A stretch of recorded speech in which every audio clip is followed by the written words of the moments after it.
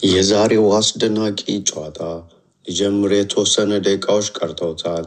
ሪያል ማድሪድ የቻምፒዮንሱ ንጉስ ዛሬ በሜዳው ከቤኒፊካ ጋር የሚያደርጉት ጨዋታ ትልቅ የዓለም ትኩረትን ስቧል። ዛሬ በሜዳው ሪያል ማድሪድ ቤኔፊካን ከቻምፒዮንስ ሊግ ውጪ ያደርገው ይሆን? ባለፈው ጨዋታ በቬኒሲዩ ጁኒየር በብራዚላዊው ድንቅ ምታታዊ ጎል 1-0 አሸንፎ ወደ ሜዳው የተመለሰው ሪያል ማድሪድ ዛሬ አሁን ከተወሰነች ደቂቃ በኋላ የሚገርመውን የጨዋታ ዝግጅት ይደረጋል። ዛሬ እውነትም ዓለም ሁሉ አይኑን ከፍቶ የሚጠብቀው ጨዋታ ነው። በዘረኝነት የተሞላው የባለፈው ጨዋታ ዛሬ በማድሪድ ሜዳ ይደረጋል።